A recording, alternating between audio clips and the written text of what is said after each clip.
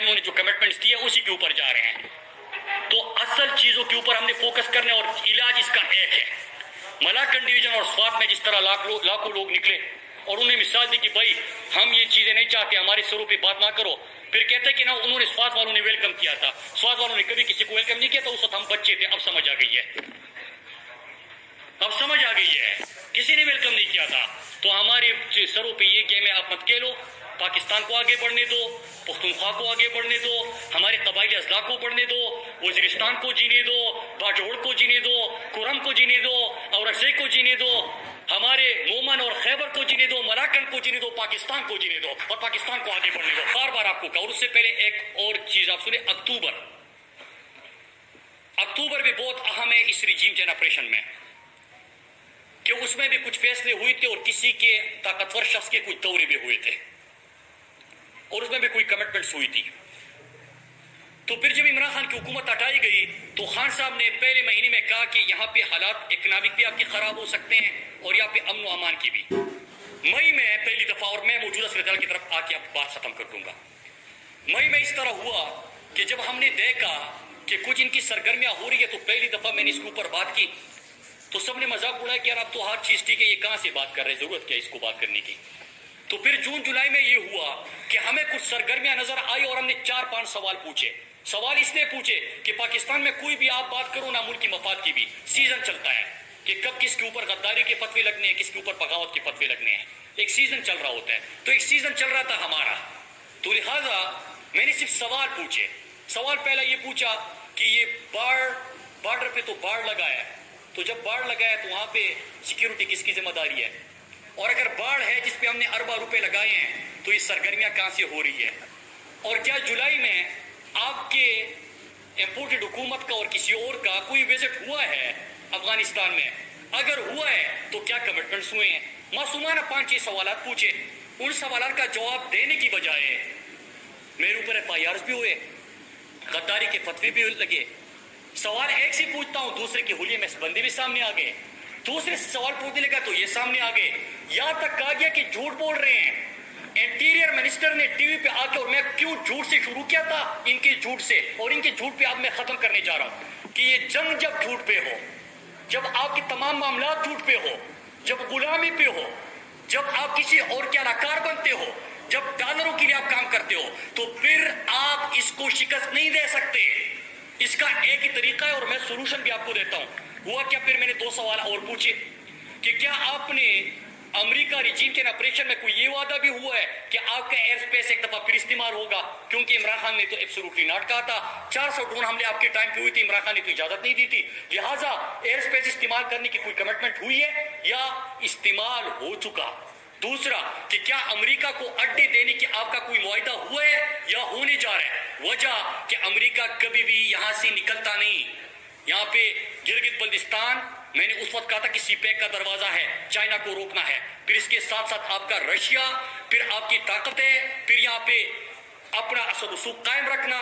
تو یہ تمام چیزیں شروع ہو گئی. پھر جب یہ سوال پوچھے تو ایئر سپیس کا اور ڈرون حملوں کا بھی سوال پوچھا, اڈوں کا بھی سوال پوچھا. اس کا جواب نہیں دیا گیا, بلکہ انٹیریئر منسٹر ٹی وی پہ آتا ہے اور ISPR کی طرف سے ایک پریس ریلیز جاری ہوتا ہے. ISPR پریس ریلیز میں کہتا ہے کہ یہ پروپیگنڈا ہے اور حالات بالکل ٹھیک ہے. انٹیریئر منسٹر کراچی میں کھڑے ہو کے کہتا ہے کہ جھوٹ ہے, پروپیگنڈا ہے, امن و امان کے حالات ٹھیک ہے. لیکن جب ہم نے سرگرمیاں دیکھی تو میں واضح طور پہ اس وقت بھی پیغام دے چکا تھا اور آج بھی دے رہا ہوں, نہ ہم نے ان کی ٹریپ میں آنا ہے نہ ان کی ٹریپ میں آنا ہے, نہ ہم نے ان کے لیے استعمال ہونا ہے نہ ان کے لیے استعمال ہونا ہے. لیکن جو سوات, ملاکنڈ ڈویژن, خیبر پختونخوا ہم نے اپنے ہاتھوں سے بنایا تھا, جو ہم نے امن حاصل کیا ہے, ہم اپنی نظروں کے سامنے کس طرح اس کو تباہ ہوتا دیکھ سکتے ہیں. تو ہم تو آواز اٹھائیں گے.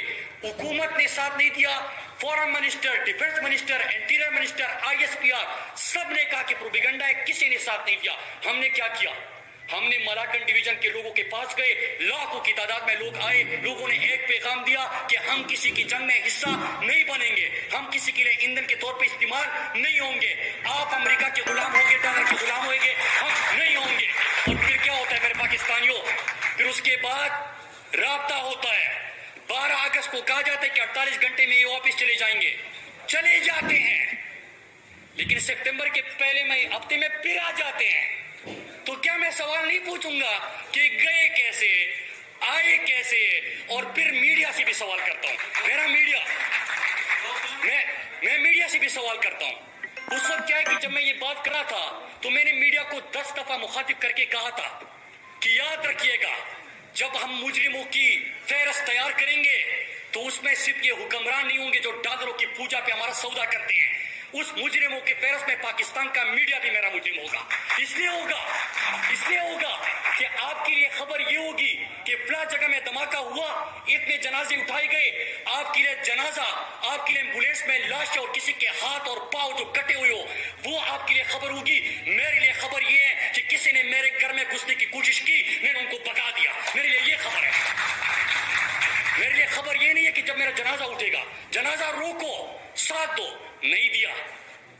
लेकिन फिर क्या होता है, मुझे पता था, मैंने ये भी कहा था कि आप इसका तहरीक इंसाफ को, तो जब आपकी सोच ये हो मुल्क की कि हमने साउथ पंजाब में इलेक्टिबल्स को इकट्ठा करना है, हमने बलूचिस्तान में वो जो लोग हैं उनको साथ मिलाना है, और खैबर पख्तूनख्वा में कुछ भी करे इमरान खान का मुकाबला नहीं है, लिहाजा इनको और उनको लड़ाओ, बीच में किसी और को जगाओ और बात करो। यार शर्म करो यार। जब इसके ऊपर पॉलिसीज हो तो आप कर सकते हैं। और फिर ब्लेम किसके ऊपर डाले? 10 साल से तहरीक इंसाफ की खैबर पख्तूनख्वा में हुकूमत है। हुकूमत खैबर पख्तूनख्वा क्या कर रही थी? तो बॉर्डर मुझे दो तो मैं बता दूंगा कि मैं क्या कर रहा था। खैबर पख्तूनख्वा हुकूमत आपको अमन दिया था, खुशहाली दी थी, ट्रेड दिया था, रोजगार दिया था, सेहत कार्ड दिया था, टूरिज्म का फरोग दिया था, दिया है, देते रहेंगे। लेकिन बीच में ये जो डर्टी गेम्स होते हैं, किसी के लिए अमेरिका के लिए पाकिस्तान को इस्तेमाल किया जाता है, ये हमारे लिए मसला है।